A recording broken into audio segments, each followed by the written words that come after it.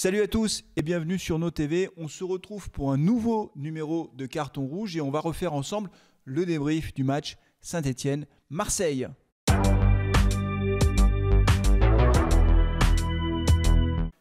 Les Stéphanois se sont imposés à Geoffroy Guichard 2-1 face à Marseille. L'Olympique de Marseille qui pourtant avait ouvert le score dès la 16e minute.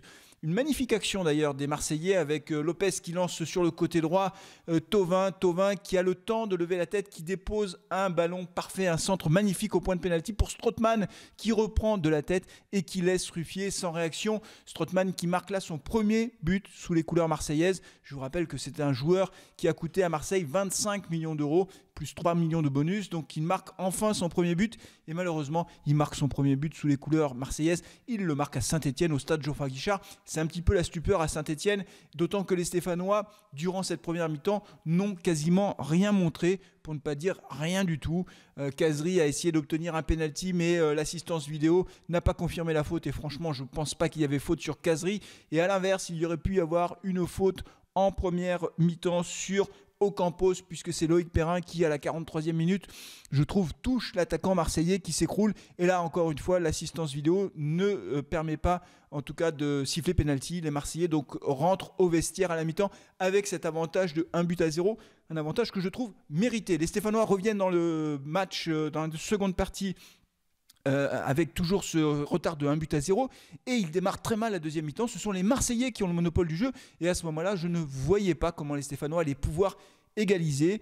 Ils ont tenu et à la 59e minute, Khazri rentre dans la surface de réparation. Il est parti à la limite du hors-jeu, l'attaquant tunisien, et il se retrouve face à Mandanda. Mandanda sort, Khazri s'écroule et là l'arbitre fait appel à l'assistance vidéo pour deux raisons. D'abord pour vérifier qu'il n'y avait pas hors-jeu au moment du départ du ballon et ensuite pour vérifier s'il y avait faute sur Khazri. Et la réponse est non sur le hors-jeu et oui pour la faute. Résultat des courses, penalty pour l'AS Saint-Étienne que l'attaquant tunisien se charge lui-même de transformer. Un but partout entre Saint-Étienne et Marseille à l'heure de jeu. Et à partir de ce moment-là, j'espérais moi que les Stéphanois allaient finalement rentrer dans la partie, donner du rythme pour enfin s'imposer. Et c'est tout l'inverse qui s'est passé puisque les Marseillais, ce sont eux qui ont donné du rythme. Et je ne voyais pas comment Saint-Étienne allait pouvoir marquer ce deuxième but puisqu'ils n'étaient pas du tout dans le match, je trouve. Ils n'ont pas été très bons. On en reparlera en deuxième partie de Carton Rouge. Vous me direz ce que vous en pensez, mais les Stéphanois n'étaient pas présents. Et là, coup de théâtre incroyable à la 88e minute. Khazri, encore lui, d'une frappe incroyable à l'entrée de la surface. Un missile, il transforme cette occasion en but puisque le ballon part quasiment sous la transversale de Mandanda qui ne peut rien faire. 2-1 pour Saint-Étienne à la 88e minute. On va se dire les choses, franchement, les Stéphanois se sont imposés. Un peu d'ailleurs comme la semaine dernière à Guingamp et ça ressemble à un petit hold-up parce que Marseille ne méritait pas de perdre, au moins le match nul. Et c'est vraiment pour les Marseillais, je trouve que c'est dur. Mais tant mieux pour Saint-Étienne qui s'impose à domicile 2-1.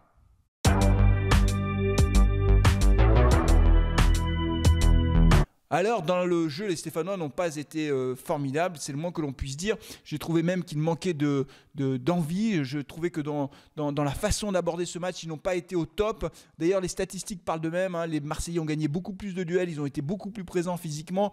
Ils ont dominé, ils ont eu la maîtrise du ballon. Et c'est vrai que sur le fond du jeu, c'est un petit peu inquiétant quand même. Il faut se dire les choses. C'est pas parce qu'on a gagné, on est très content d'avoir gagné, qu'il faut se cacher la vérité. J'ai l'impression que les Stéphanois ont du mal quand même à retrouver leur niveau de jeu de la fin de l'année dernière. Ils ont du mal à se remettre dedans. Alors ils ont gagné 2 victoires de suite face à Guingamp et hier soir face à Marseille. Donc c'est une excellente période, une excellente série pour les Stéphanois. Mais c'est vrai que sur le fond du jeu, ça a été plus difficile, et notamment avec Loïs Diony qui a eu du mal finalement à se trouver avec Khazri.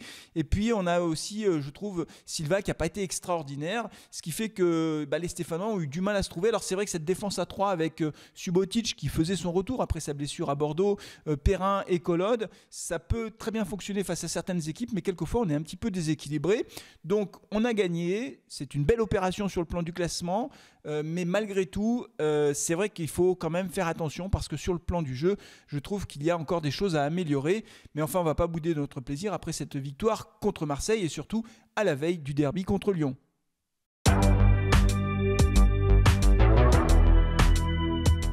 Le derby contre Lyon, parlons-en justement, c'est dimanche prochain et Saint-Etienne est devant Lyon au classement. Nous sommes sur la 3e marche du podium. Nous abordons donc ce derby devant Lyon avec 2 points d'avance, 36 points au classement, 34 pour Lyon. Lyon qui a d'ailleurs fait un match nul à l'arraché à Toulouse. Ils ont égalisé dans les toutes dernières minutes de jeu et donc ce derby est très important pour Saint-Etienne, bien sûr, comme toujours, pour la supériorité régionale, parce que ce derby, ce n'est pas un match comme les autres, mais aussi et surtout pour le classement, parce que là, cette fois-ci, on peut le dire clairement, on vise le podium, on est 3e au classement général et on veut rester 3e. Et pour rester 3e, il va falloir s'imposer face à Lyon. Donc le match de dimanche prochain est très important parce que si on gagne, on met Lyon à 5 points. Et là, c'est plus du tout pareil.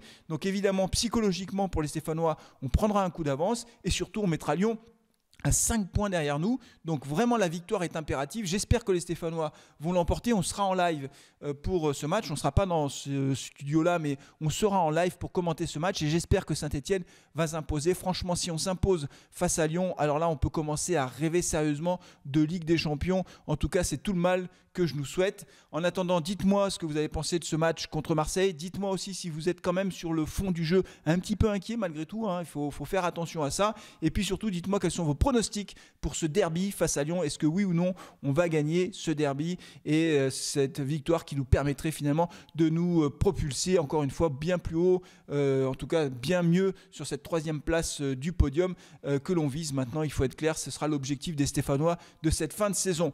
Merci de m'avoir suivi sur nos TV, sur ce nouveau numéro de Carton Rouge.